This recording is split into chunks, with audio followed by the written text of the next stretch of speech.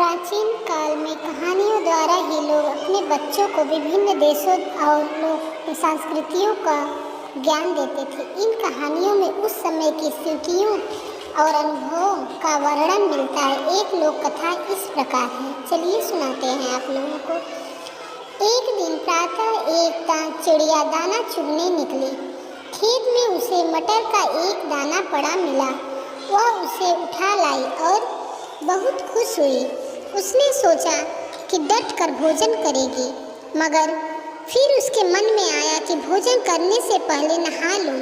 वह नहाने के लिए नदी की ओर उड़ चली, मगर समस्या यह थी कि मटर के दाने को कहाँ छुपाए।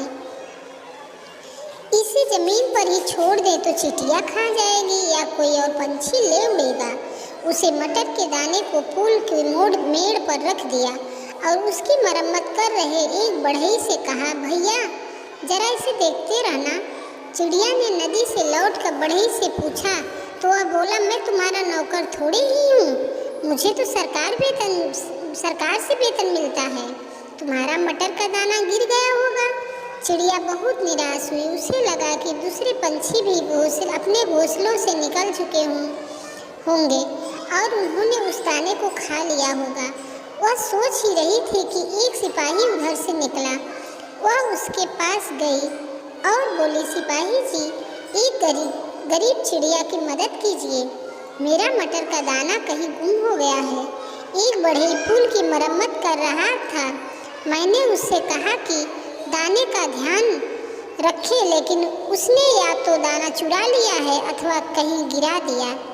सिपाही बोला, एक घमंडी चिड़िया, तेरी यह मजाल कि मुझे जाते हुए रोके। मेरा काम कानून और शांति बनाए रखना है, उसी की मुझे तनख्वाह मिलती है।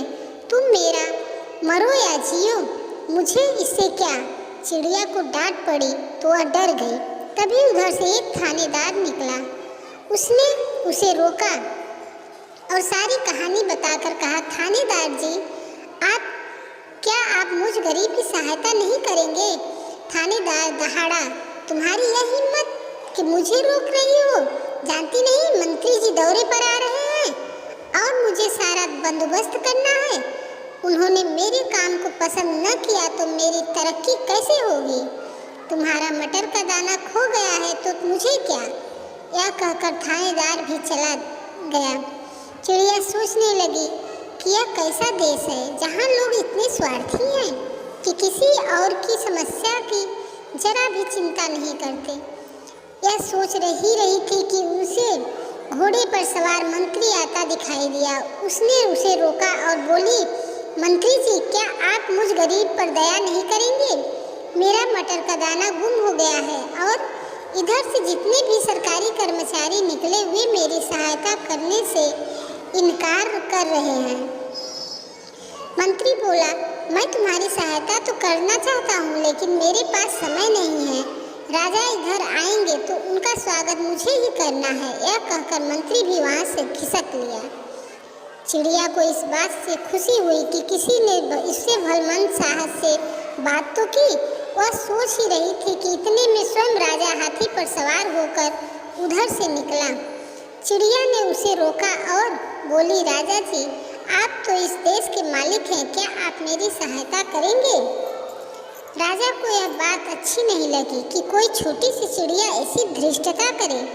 वह तो अपनी प्रजा को दर्शन देने जा रहे थे और चिड़िया उसे रोक रही है। उसने चिड़िया की बात का उत्तर नहीं दिया। राजा का अंगरक्षक चिल्लाया, हट जाओ, और राजा का हाथी चल दिया। अब चिड़िया को विश्वास हो गया कि कुछ नहीं हो सकता। वह सोचने लगी कि राजा से बड़ा कौन है। ऐसे क्रूर राजा के रहते अपना मटर का दाना छोड़कर नहाने क्यों गई? सोचती हुई वह निराश बैठी थी कि उसने देखा कि एक चींटी जा रही थी। उसने जाकर चींटी को सारी कहानी बताई। चींटी बोली, बहन, मैं अभी जाती हूँ। चींटी हाथी के पास गई और उसके कान में बोली, तुमने सुना ही होगा कि चिड़िया ने राजा से क्या कहा। मैं चाहती हूँ कि तुम राजा को चिड़िया की सहायता करने पर मजबूर करो, नहीं तो मैं तुम्हारी सूंड में काट लूँगी। हाथी ने यह धमकी सुनी तो राजा से बोला, आप चिड़िया की बात सुन लीजिए, नहीं तो वह मुझे काट लेगी। उसने मुझे काट लिया तो मैं आपको गिरा दूंगा। तब हो सकता है आपकी हड्डी पसली टूट जाए या आप गिरकर मर जाएं। राजा अचंभे में पड़ गया, मगर उसके सामने और कोई चारा नहीं था। उसने तुरंत मंत्री को बुलाया और कहा कि वह चिड़िया की बात सुन ले। मंत्री थानेदार के पास गया और बोला, शांति बनाए रखना तुम्हारा काम है। क्या तुम नहीं जानते हो कि बढ़ई और तुम्हारे सिपाही ने चिड़िया के साथ क्या किया है? और तुमने भी उसकी कोई मदद नहीं की।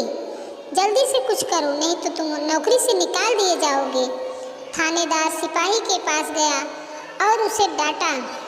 सिपाही ने बढ़ई की गर्दन नापी। बढ़ई गया और जाकर मटर का दाना ढूंढ लाया। अब चिड़िया ने खूब छक कर भोजन किया और सभी खुश हो गए।